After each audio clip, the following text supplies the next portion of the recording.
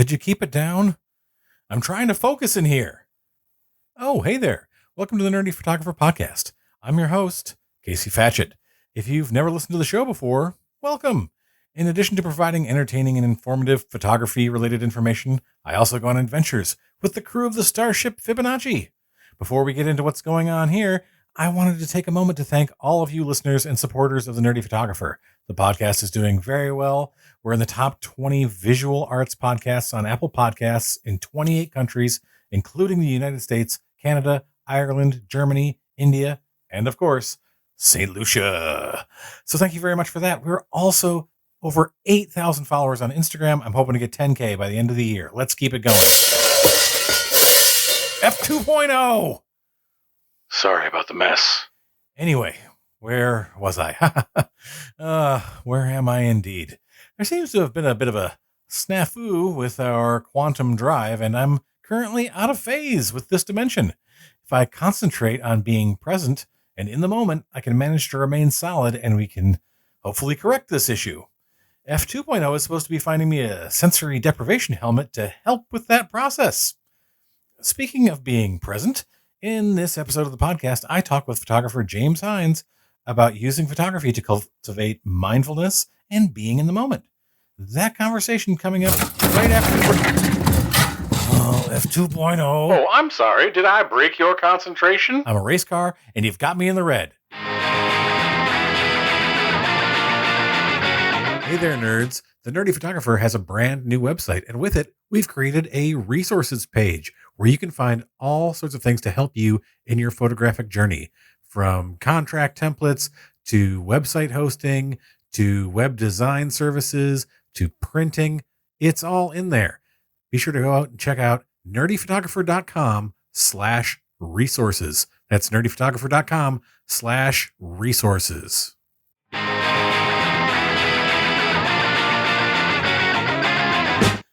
Hello, and welcome to the Nerdy Photographer Podcast. I'm your host, Casey Fatchett. And on this episode, I am here with photographer James Hines. James, welcome to the show. Hello. And we're going to start off. You're very welcome. We're going to start off with the dice breaker to get us started. And it's a 17. What is the best bit of photography advice you've ever received? Ooh. It's going to be cliche.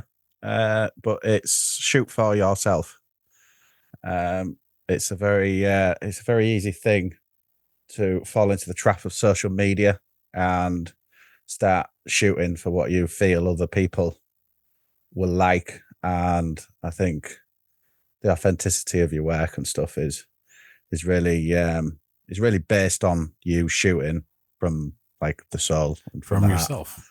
Yeah, I don't think it's cliche at all.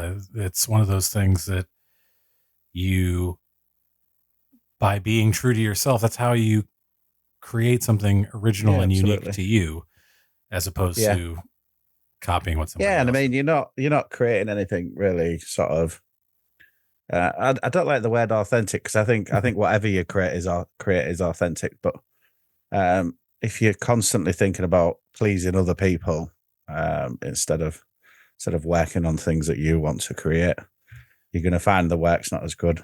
And I had this conversation in a recent interview where we discussed that failure teaches you things, and if you're too concerned with pleasing everybody, you worry about failing. And failure doesn't have to be a big thing. It doesn't have to be like a total crash and burn. It can be just little mistakes.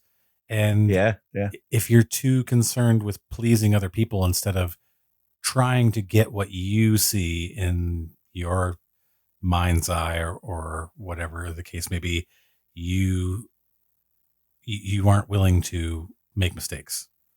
Yeah. And absolutely. You can learn from that. You can learn a lot of important things from making mistakes. Yeah. Yeah. You never learn anything from always succeeding, do you? Well, it must be tough for people who never fail at anything. I don't know. No idea what that's like. Yeah, no. So, James, the story of how we connected is kind of there's some questions here. We were talking about it before. Yes. recording. It's great to finally get to chat with you. By the way, Oh. we've sort of bounced off each other on Instagram for quite some time now, and It's been a while. But the thing is, you said, "Oh, I just started following you when you saw my We're Photographers reel." yeah, absolutely great reel. I don't know if anybody's seen it, but they should pause this podcast right now and have a little look on the Nerdy Photographer. And basically does this. He does this reel where he's just saying all these things about what photographers do, and it's quite amusing. Yeah, It's definitely worth a look. I mean, the funny thing was, I saw like those. I hadn't seen any other photographer ones. I had just seen the trend of people saying, we're writers or we're this, Yeah, and I was just like, yeah. what? There, and just immediately thought to myself, there's a lot that goes on with photographers. Yeah, that would but be there's something to learn from that as well. If you're looking at trying to progress on social media, quite a lot is about mimicking ideas and bringing it into your own niche and stuff like that, and it can really be quite a successful way of bringing up the Instagram, and that seems to be one of the really great ways of getting the reels started. Yeah, I had to say the least. no clue. I thought this will get a little bit of play. Like it'll be funny, and then I was like, 3 million views. This is crazy. Yeah, it's insanity. But the funny Yeah. thing about that is, I believe I was following you before you ever saw. Yeah, I just saw it and I thought, absolutely brilliant. I've got to give this guy a follow. And you're like, oh, hello, I know you. Well, and it's because Yeah. my wife and I love Scotland. We've been several times, Bonnie, Scotland. and Yeah. traveling. We've traveled in, England. It's off limits for me, Scotland at the moment, because it's what they call midgie season. Oh yes, it's the worst. Yeah. For people who don't understand, midge season in Scotland is so crazy. Criminally It's just insane. Yeah. it's like mosquitoes, but they're just like swarms and swarms of them, and they're horrible. And I remember when my wife and I we went to London for a few days on our honeymoon, and then we went up to Scotland, and it was just the beginning. Oh yeah, in like May of midge season, and it was, people were like, "Oh, this isn't even bad." But I also grouse. Are you familiar with grouse? Whatever the yellow flowering plant. Apparently, I'm allergic to it. And I was standing out in a field. My wife has a picture of me standing out in a field with my camera, taking a picture of this landscape, and she got some video of me. I'm just sneezing repeatedly, and I look at her. The joys of the British countryside. Eh? I turn to her and I say, "I wonder what is making me sneeze," and I'm just surrounded by it. And I'm like, I wonder what it is. Yeah. Could it be this flowering plant that you're surrounded by? Yeah. It has potential. Yeah. that might be it. So yeah. So I followed a lot of people who photograph in the area. I love the landscape shots. And I think I had been following you I don't think for a long time, but for a while before we connected. Yeah, well, so I've predominantly photographed the North York Moors, which is a national park within Yorkshire. And recently I learnt to ride a motorbike, and that's the only way I transport myself around the country. And so that's opened up the doors to travelling further afield. And Scotland was the first place I beelined for. Absolutely freezing. By the time I got there, I'm pretty sure if I'd have stayed on my bike any longer, I'd have lost my feet. But it was absolutely. What time of year was it? It was like late autumn, something like that. Yeah, it can get cold, and this. We're gonna go right into what's the weather like. I've got to talk about the weather when you've got an English participant on the program. The weather's really, really warm. So I'm sort of sulking at the moment because I like fog and mood and really ethereal, like sort of, them really apocalyptic conditions. And I've got none of them. Clear blue skies and a bit dry. And it's blazingly hot here in the United States right now. And but I like anybody who goes and checks out your work, I suggest I'm going to include links to your Instagram and your website But when he goes and checks out James's work, yeah, you're going to see there's definitely a repeating, Yeah. recurring theme of cloudy, like sort of dark skies, dark, very moody atmosphere to your photos. Yeah. Uh, People often think I'm in a really bad mood, but I promise I'm not. I just love that it's just the atmosphere, weather. and It's just the weather yeah, and the yeah, moors. yeah. It's you can use photography to sort of create like these sort of fictional worlds, and that's what I try to do within my photography. And I create characters and create storylines and that sort of thing. It's what you see, Um, yeah, what you and see it's in your head. yeah, escaping from the glorious sunshine is what I'm trying to do. Yeah. And something that you have mentioned, just from following you and from seeing some of you're expressing how photography makes you feel, is that you mentioned a lot how taking photos makes you feel more present in the moment. Yeah. How did you come to discover that? So I was actually at university at the time studying politics of all things, and I picked up a camera and I was out shooting. Um, and I'd sort of had cameras in the past, and I knew that I really enjoyed photography. But I was stood near this bridge. It's called the Humber Bridge. It's one of the biggest shots that I've had that has been the most successful. And I was stood I was just stood there and I was listening sort of to there was like a nearby bar, and I could hear the sounds of people enjoying themselves and the waves lapping on the shore, and sort of the sky just turned this incredible red. And I just became very present and in the moment. And it was like a really profound experience. And, you're just like, wow. And I just realized at that moment. And I've read a book by Eckhart Tolle, The Power of Now, and in it he says, "Realize deeply that all you ever have is the present moment." And I never really realized that. I knew what he meant, and I tried, but that was the first time it really hit me as being very present. And photography, I found, is the key into the present moment. I've also read that book. It's something that I try to do. I've been doing more often now. We were talking Yeah, before we started recording about my latest, like working with film more. I find that film, like shooting film, makes me more present.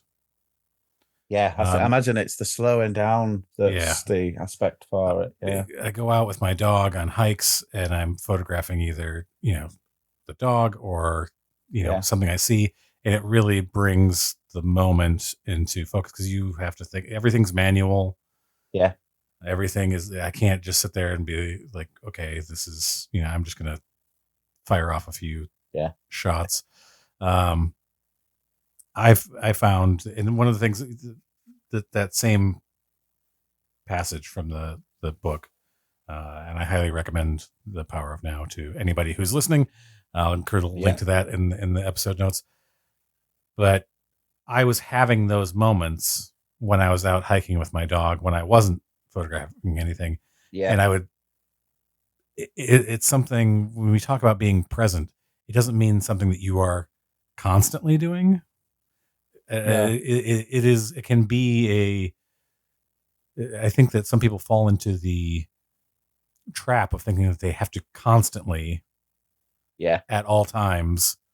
yeah. I think if you start off with the thought process of having the present moment as your base, and you try to ground yourself regularly within the present moment. So I struggle to meditate. It's not something that I do. There's always this mental block, but photography, on the other hand, for me, is there's absolutely no block. I'm completely obsessed with the craft. And I think grounding yourself within the present moment is really important. And we can spend a long time never here.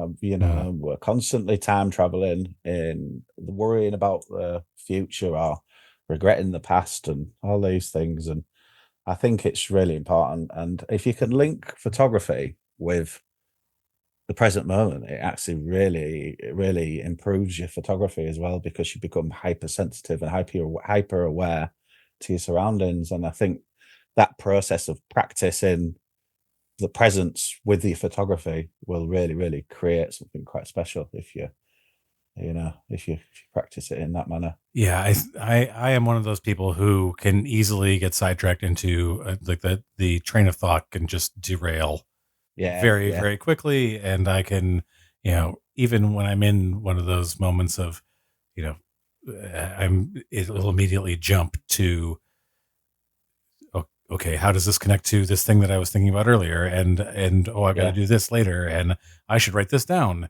and yeah, all these other things instead of just bringing it back into yeah, the yeah, definitely. I into this think moment.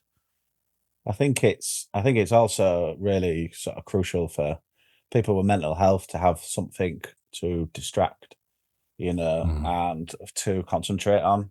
And myself, I'm afflicted with, I say afflicted, I have bipolar, ADHD, and they're currently investigating whether I'm on the autistic spectrum as well. So there's sort of sensory issues and that sort of thing that's going on with myself. And I, yeah, I'm lucky because I can hyper focus. Mhm.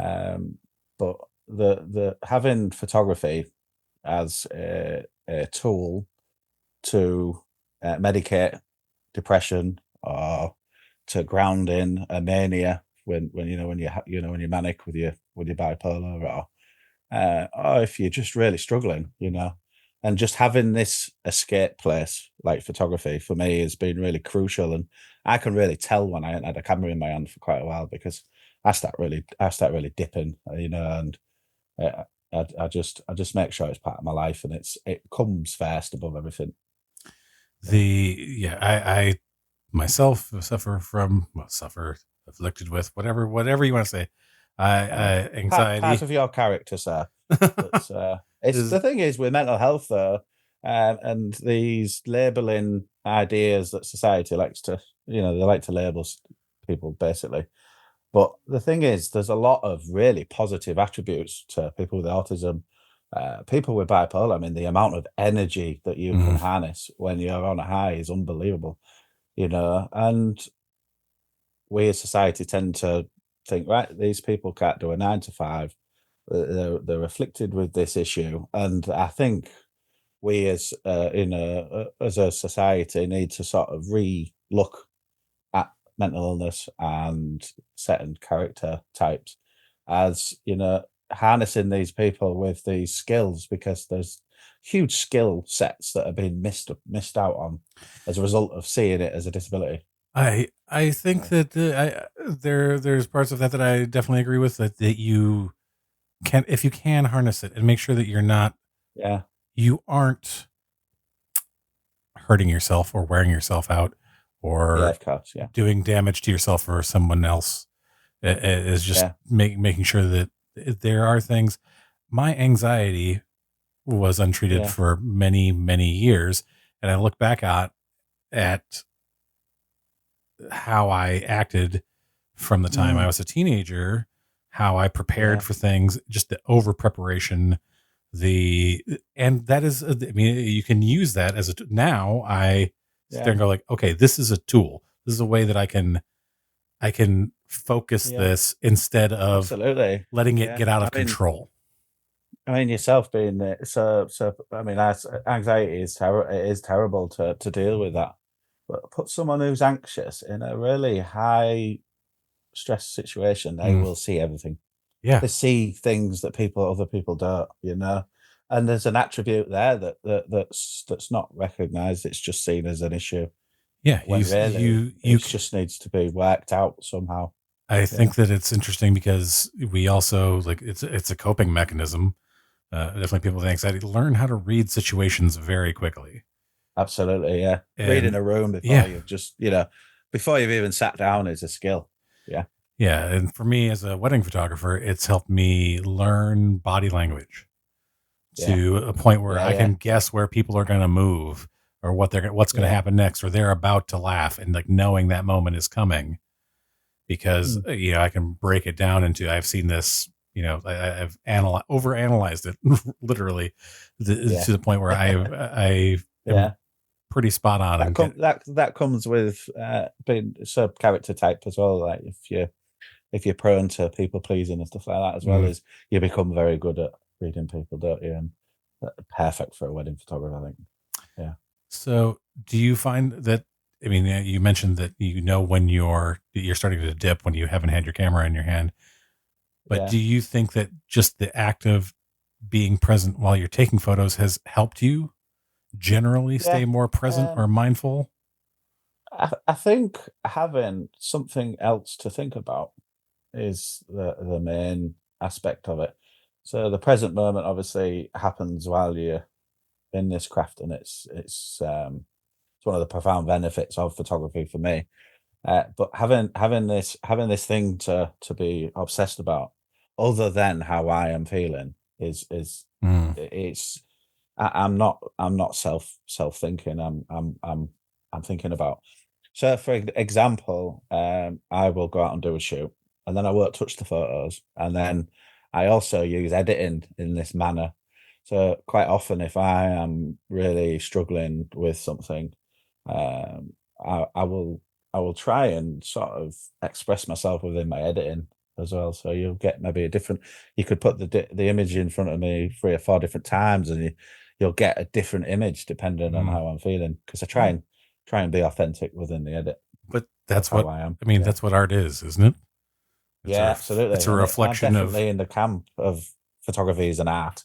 yeah. It really is. Yeah, You're creating something, in all of those tools that we use, whether it's the camera or in the editing yeah, process, to create something that comes from you. And I was just reading a thread by a friend of mine from childhood who's was talking about artificial intelligence, and he said, that yeah. AI does not produce art. No, It's not a commodity. Like the art is what comes out of the person. yeah. Whether it's That's a strange one, painting. AI, isn't it? Well, I think I should come on regularly because I'm quite enjoying this chat, and we should discuss AI in one of them. I've had this discussion. I will have this discussion Yeah, over and over and over again. I think that that using it as a tool can be helpful. For me, it's great for yeah, like culling through a yeah, bunch of images from either events, or like if I'm doing a headshot thing for corporate, like it can go through hundreds and hundreds of photos in a matter of minutes and like pull out all the ones where the people's eyes are closed, and I'm not going to use yeah, that. So that's great. yeah. That sort of thing is great. That's a wonderful tool to use.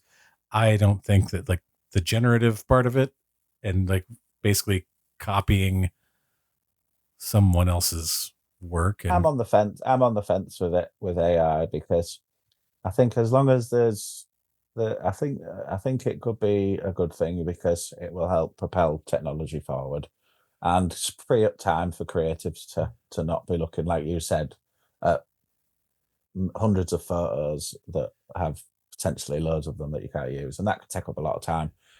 So it's freeing up your time to be more creative in that aspect, isn't it? So yeah, I'm on the fence, I definitely. wish generally it was doing more things like my dishes than like Yeah, copying other people's yeah, artwork. So yeah, absolutely. getting back to to being present, like are there like, I don't know, rituals or anything like that that you go through to when you're Well, I shooting wouldn't to say kind of rituals. It's a little bit like setting up your tripod. I don't like using tripods, by the way. If I can get away with not using one, anyway, that's a different story for another day. Uh, I tend to. So okay, let's hold say on your a second. That's hikes. well, let's delve into that, because I mean a lot of your shots seem to have like a longer exposure. You're just shooting that handheld as much as you can. Yeah, it's very rare that I do actually shoot a long exposure, and I'm moving on towards that now. I've just done a collaboration with Nissi UK, if you've heard of them, Yeah. and I'm hoping. I'd like to be an ambassador for the simple reason that the products are absolutely amazing, and it's unlocked the faff for me in photography. So when you've got a I've gone off topic, can't I? But with filters, when you're twisting them on and then twisting them off, and it gets stuck on the end of your lens. Yeah. And you get irritated. That moment there, you've lost all creativity. Yeah. And I felt a little bit like that with tripods for a long time, and long exposure photography. I just sort of stepped away from because I felt I was struggling because I was getting frustrated. And by the time I've got the filtered set up, my creative moment had gone. So I trained myself to not use filters. So recently I've started again. But back to topic. So when I get to a scene, you're often quite flustered or flush or whatever, and you sit down for 5 minutes. So I just sort of sit and try and observe a little bit. So maybe just slow down, just sort of slow myself down and sort of take notice of maybe the grass that's blowing and listening into the birds that are just tweeting and just really concentrating on what's happening around me in this very moment and moving around with my consciousness. So 1 minute I'm listening to the birds and then I'm listening to the sound of another wave lapping on the shore.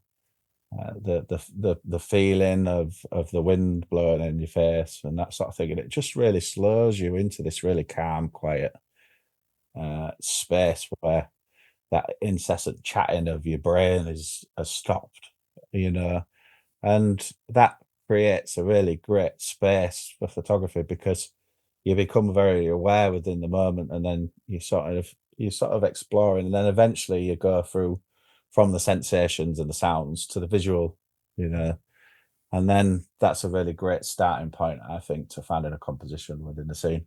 Yeah, like that. The process of just being open, opening just yourself being up. here Yeah. in the now. You can even practice it on the way, as you're walking along, the feeling of your feet touching the ground as you're moving, and Not so much while you're riding the motorcycle. not well, yeah. If you start to, we have to be very hyper present for that, I think.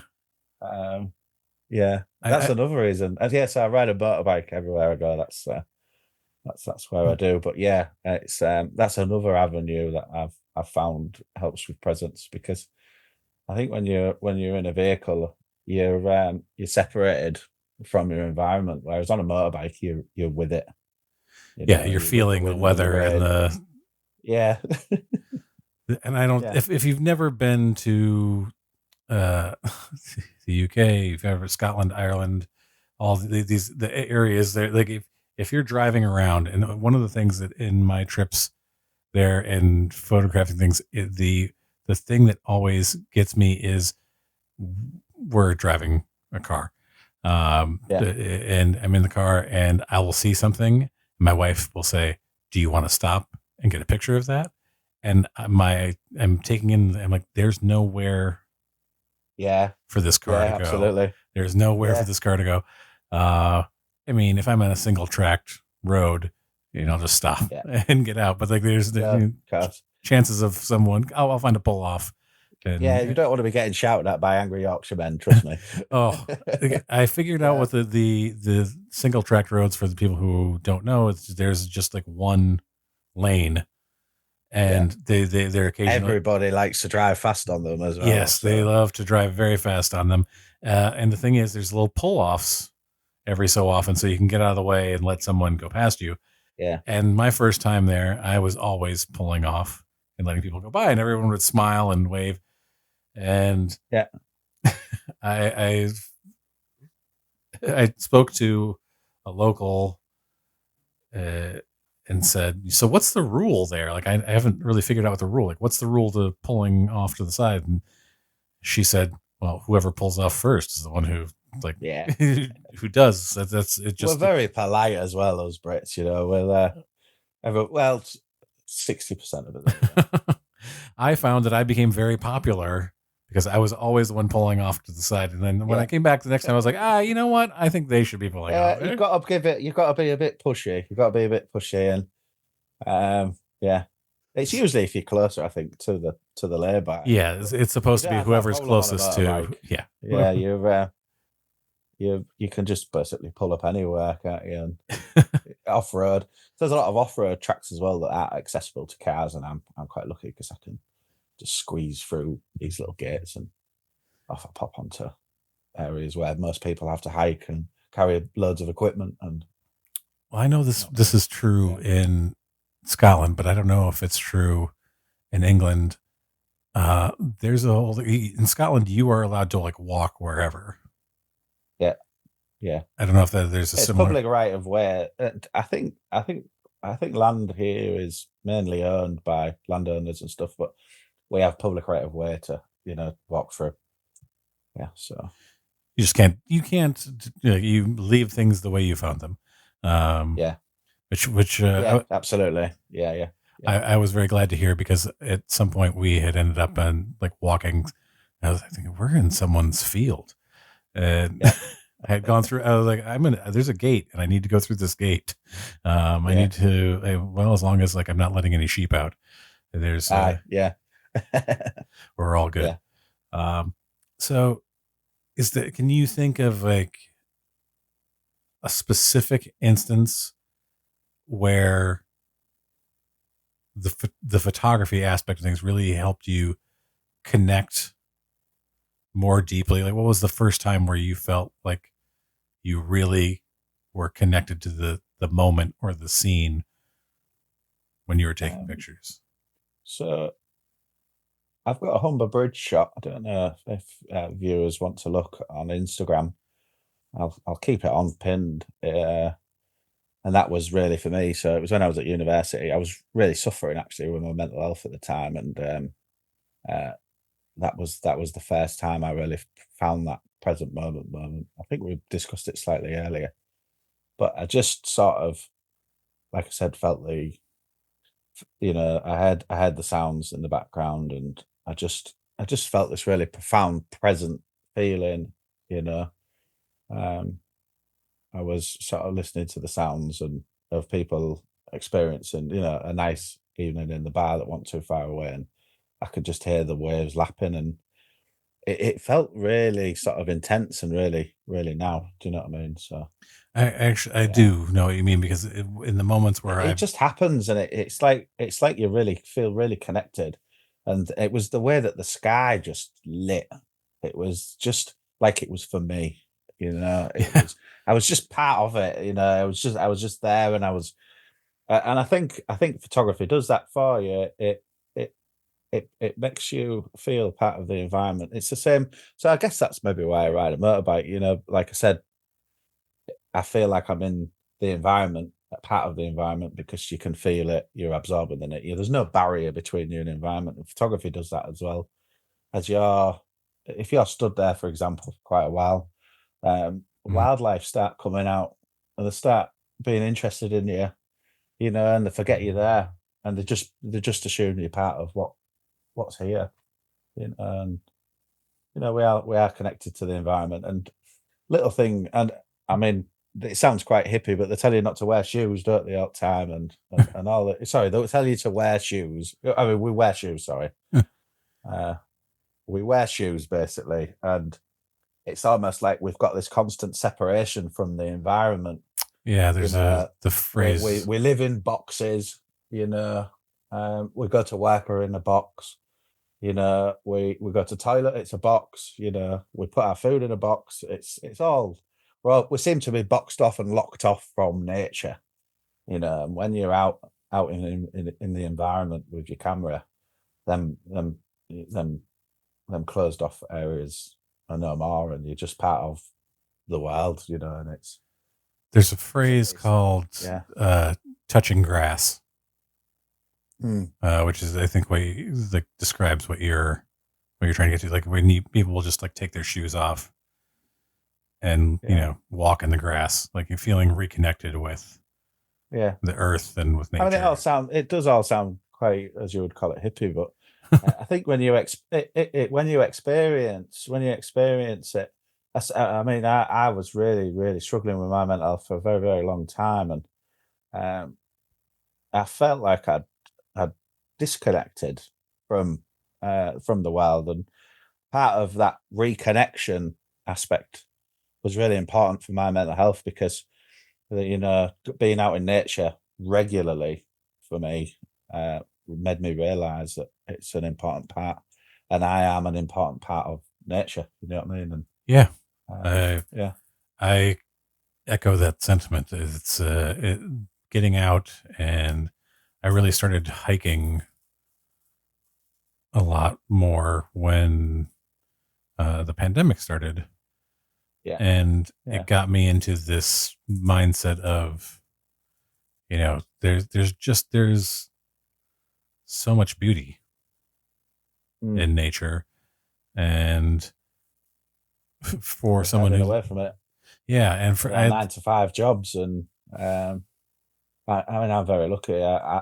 I've learned that I need photography, and my photography is outdoors, so I need to be outdoors daily Hmm. to continue with this medicine that I've self-prescribed myself. So um, I think if anyone's listening and they're struggling or whatever, then definitely make it a point of regularly picking your camera up and going outside.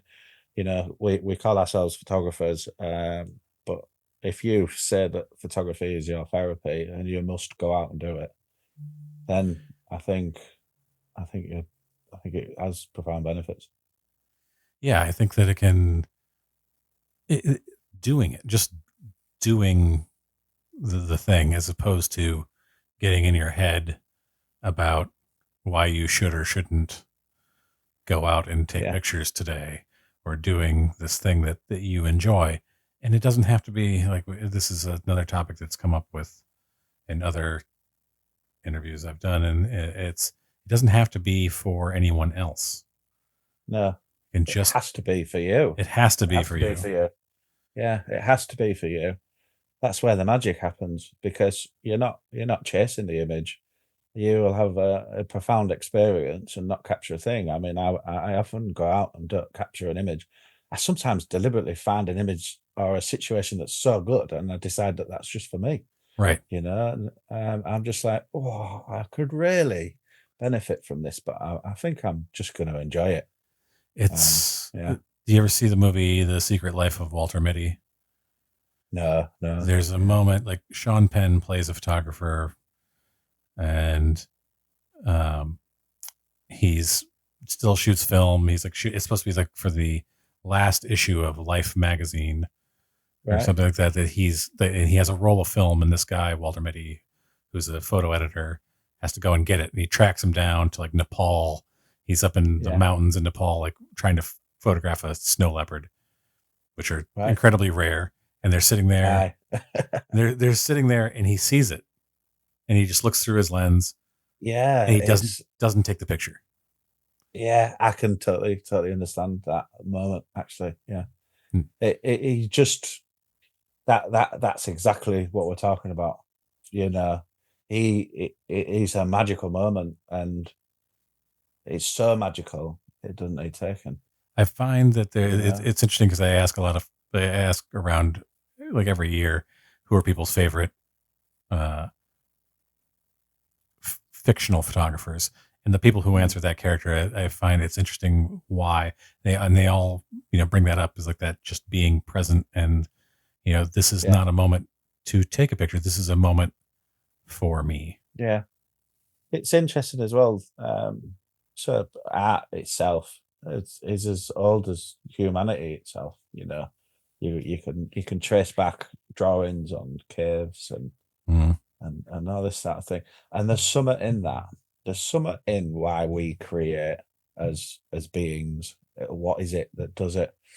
And I think it has profound personal well-being benefits, community benefits. It has spiritual benefits. You know, it's an endless list, and I think it's a spiritual act it's creating. And I think, I think we're on. We don't even begin to understand how profound it is. Do you find that the act of photography enhances your ability to recall those moments, or or to like go back to that moment? That's something that I find that I'm able to do. One that I've allowed myself to be open to it, and I've taken that photo, or even just like the being open to it and just experiencing the moment itself. It helps me Yeah. go back to that and that Yeah, feeling absolutely. and Yeah. being there. Yeah. So at the moment, I'm exceptionally lucky to live in one of one of England's national parks, the North York Moors, and I am constantly going up on them moorlands. When I first started, I was extremely intimidated. It's vast, it's wide, it's barren in a sense. It's wide open space, and it's very, very difficult to shoot. But I just wanted photos of this place because there might be one day where I can't get up there. I can't go on this landscape, and well, I say that it might. I will definitely be in a position where I can't get up there one day, and I want these photos so I can look at that and I can transport myself back to that moment, and that's really the core of what photography is, isn't it? It's memories, and if you can always add memory and story and these things into your imagery, it's another layer it's another depth, isn't it? It's time travel. Absolutely, yeah, in a good way. Yeah. Whereas your brain that talks to you all the time, trying to make you worry and all these kind of things, Yeah. I think is negative time travel. Yes, it tries to take you to the This is future and worry yeah, about what's going to happen there, or worry about yeah, some moment that happened in the past. Where, as yeah, opposed to, I think if you can, whereas a photo can take you to that moment, and you yeah, can just live in that moment for a moment, and have that again. mm, It's something that I've explored personally more lately in the last 5 years or so. I think after my parents passed away, and I like going back and looking at photos and really allowing yeah, myself to like yeah, absolutely. get back Uh, there and be like, oh yeah, I really yeah, remember that moment yeah. and feel it. Receiving a photo of a relative that you haven't seen for years Mm, is one of them moments, and someone who you care about, and you see a photo for the first time, and it stops you in your tracks, doesn't it? yeah. And that's how powerful. When you experience that, you realize how powerful photography really is, and how important it is. Well, I think it's also that we experience the world visually, Yeah, like as human beings. And people will ask me to explain that, and I say, well, my dog experiences the world through smelling it. yeah, She has great eyesight, yeah. but she like her sense of Memory smell is, yeah, yeah, is the primary way through which she experiences the world. mm, For us, sight tends to be our primary sense, how yeah, we see things and how we, and I think that has, because of that, photos are so powerful mm, for us, and can really, and as much as you would say like a smell can transport you, or a certain, like you hear yeah, a song, can transport you back to a place and a time, and or a feeling. Photos absolutely have that ability, and it's the yeah, thing that I've found, that my clients in the wedding side of things, people will come to me and say, I want you to photograph my wedding because I look at your photos of other people and I feel like I yeah, know them, and I feel like I was there. yeah, Like yeah, yeah. It's it nice. draws Yeah, me into that yeah, place and time. absolutely. I Yeah, think, it's a huge honor to shoot weddings. It really is. The spiritual union of two people, and you're blessed with that job. Well, you say blessed, it could be very difficult, but it it is a blessing to be asked to do that, and it's a huge responsibility, and I think I think clients have potential to not really understand that and take that for granted, because it is a very, very difficult job, and any photographer of the WEF realizes that. I think. I think so. I think that what I wasn't trying to like pump up wedding photographers. I was just saying, like, as a means that like photography has No, yeah, a way of connecting people who with moments that they didn't even experience themselves. Yeah. And they look at it like, yeah, I recently went to I don't know if you're familiar with her work, Vivian Mayer. She was a street photographer, and Yeah. she had a way of just like of photographing these street scenes, and seeing these photos from 60, 70 years ago, Yeah. but yet I feel like I'm there. Yeah. I feel like Is this the lady? Is this the lady that shot and it was never discovered until after she passed? yes. Yeah, absolutely fantastic. Yeah. I've looked at her imagery and they're unbelievable. Yeah. It's just there's such a, and when we talk about They were being, just for hair, weren't they? That was the real thing as well. Is it the same person? So was it the lady that was discovered? Her images were discovered after she passed, she and there was was just archives of them. technically she was still alive. They didn't Oh, realize right, sorry. Right, they didn't but the thing was she died 2 years after they were discovered, but they didn't know who had taken the photos. So oh, right, they okay. were trying to figure out who had taken these pictures. Yeah, But she was still alive. She was, they found them in 2007, and they started getting attention online. And then she passed away in 2009 before they right, realized right, okay. before they were able to make the connection as to who had taken the photos. Yeah, But yeah, yeah, she just had like thousands and thousands and thousands of negatives that were never even developed. yeah. But like looking at it and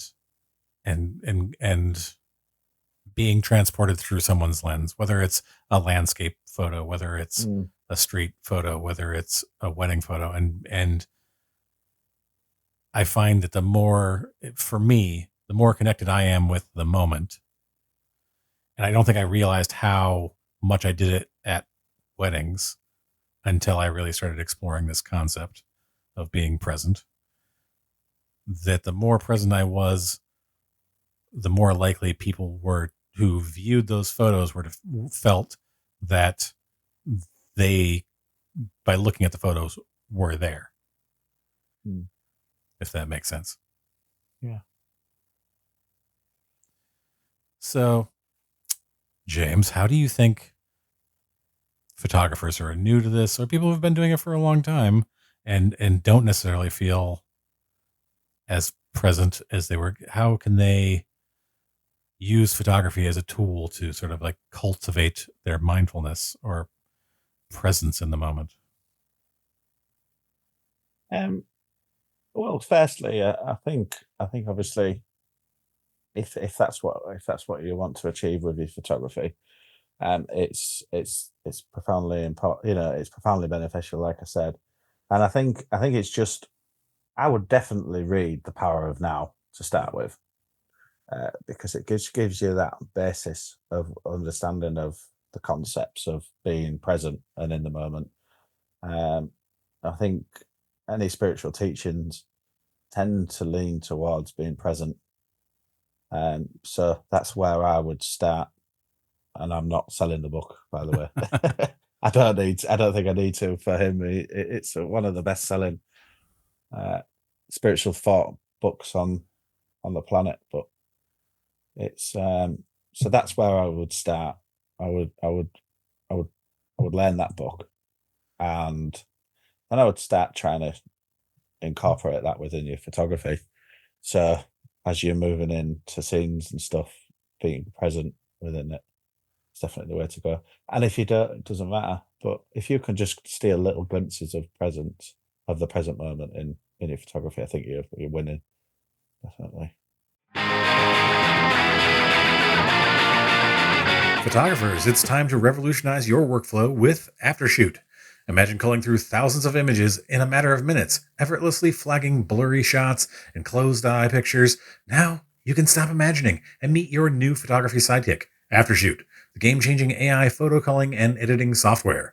Say goodbye to hours spent sifting through images, as Aftershoot's AI can cull thousands of photos in just a few minutes, grouping together similar shots and flagging those blurry or closed eye pics.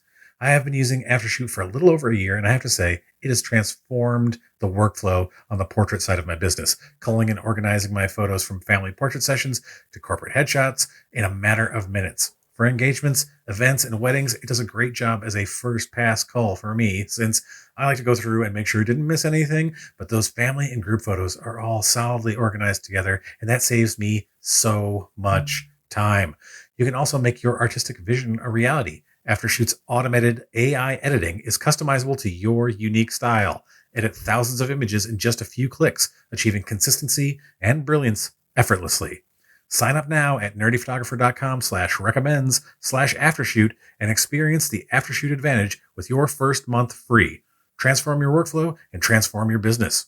Go to nerdyphotographer.com/recommends/aftershoot or click the link in the episode notes and free up time for what you love by letting AI handle the heavy lifting so you can focus on capturing moments and not sorting through them.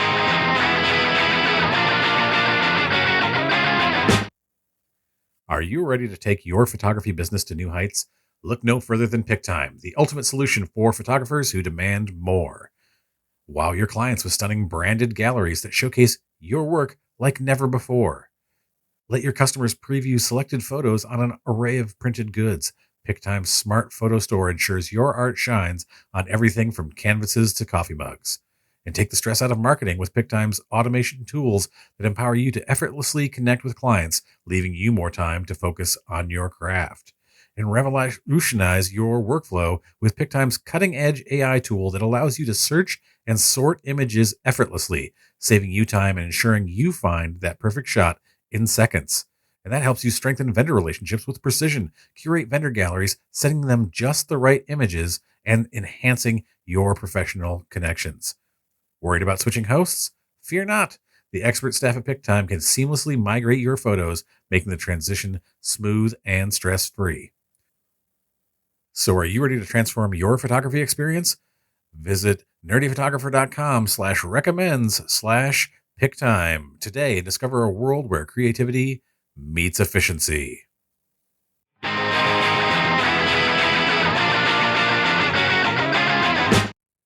Hey, hey, hey! And now for my favorite part of the show. What's that say? Useless information. This is always death. James, did you know that Joseph Stalin was editing photos long before computers existed? I didn't know that, no. When Stalin would have a member of his inner circle eliminated, he would have them erased from all photographic evidence. They would go in and airbrush out the person, like from the negative. Wow. There are numerous examples of photographs containing Stalin alongside multiple advisors who would slowly dwindle down one by one as time went on. Wow. Yeah. No, he definitely needed a subscription to Lightroom or something like that. Didn't he would love the AI remove tool. Yeah. He would be looking for that in life, I think. Yeah. Yeah. I mean, technically, he did remove them in real life. Yeah.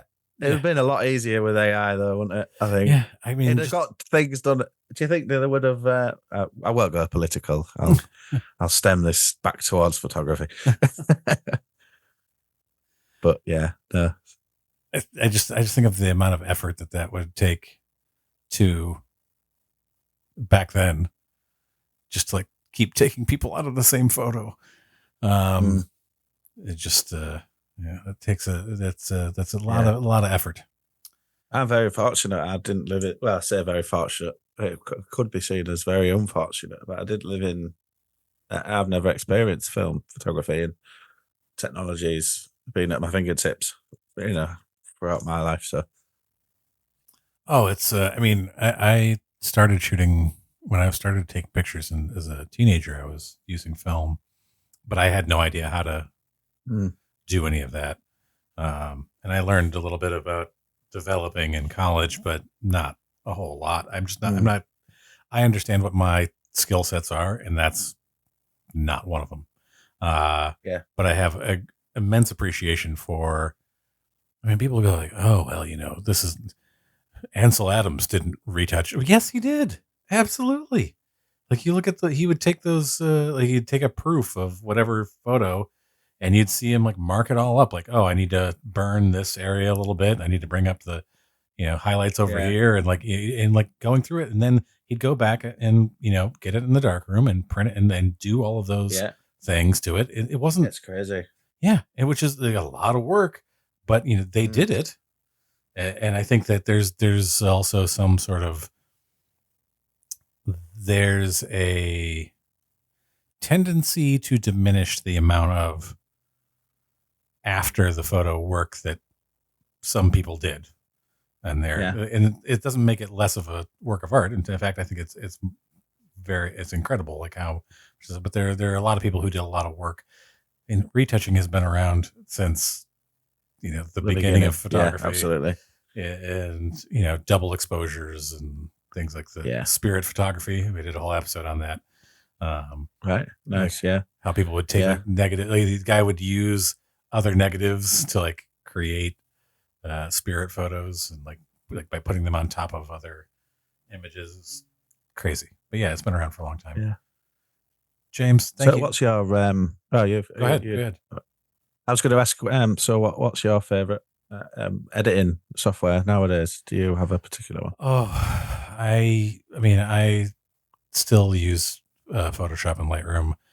There's a lot of things, a lot of talk about, Adobe's practices right now, and I consider, what are I have to explore other options anyway, as for this, because I do reviews of different softwares and things like that. I reluctantly use Lightroom.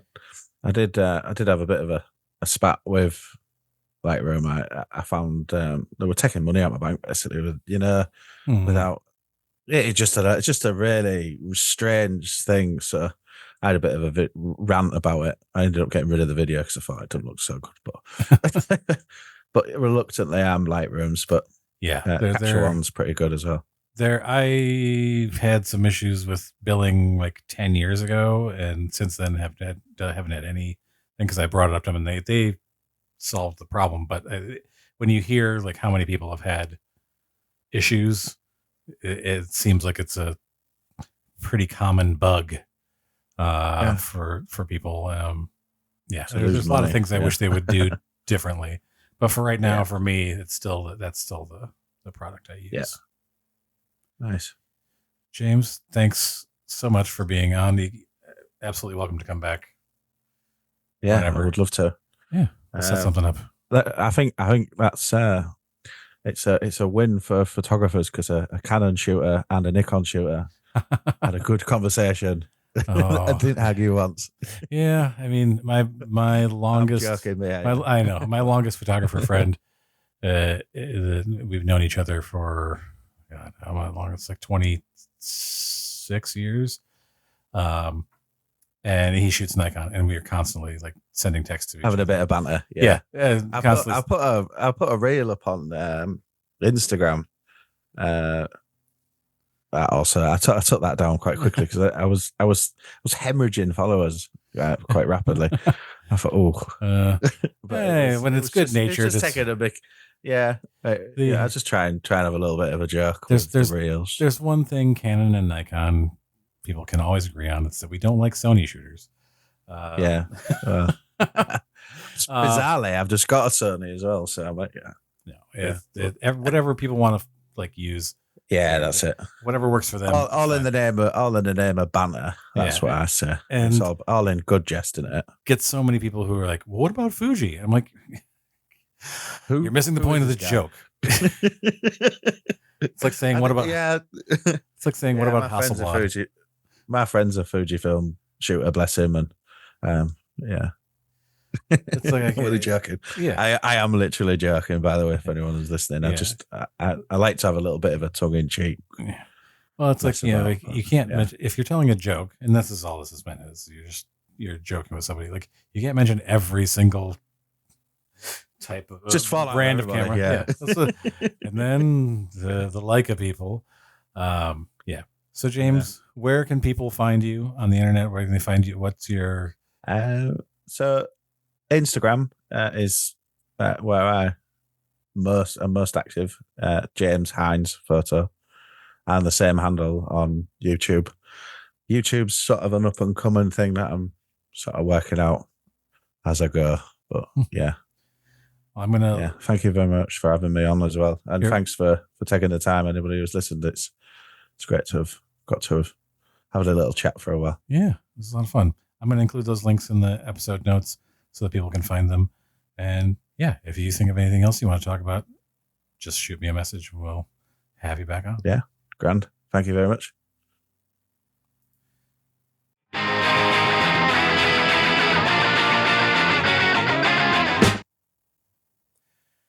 And welcome back. Many thanks to James Hines for being on the show. Be sure to check out his links in the episode notes. Go follow James. His photography is great. While you're at it, you can also follow along with the Nerdy Photographer on the various social media platforms, Instagram, TikTok, Threads, Reddit, at the Nerdy Photo. All one word, no underscores, dots, or dashes, at the Nerdy Photo. Tell us what you think about this or any other episode of the show that you've listened to. Leave your photography-related questions or tell us what topics you'd like to hear about in the future. Make sure to subscribe to the podcast if you haven't already, and leave us a review. They're really super, super helpful. And you know what? Reading that really centered me in this moment.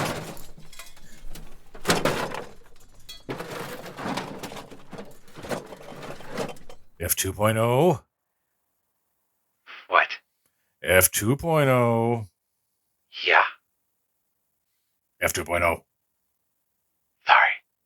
Until next time, everybody, stay safe and stay nerdy.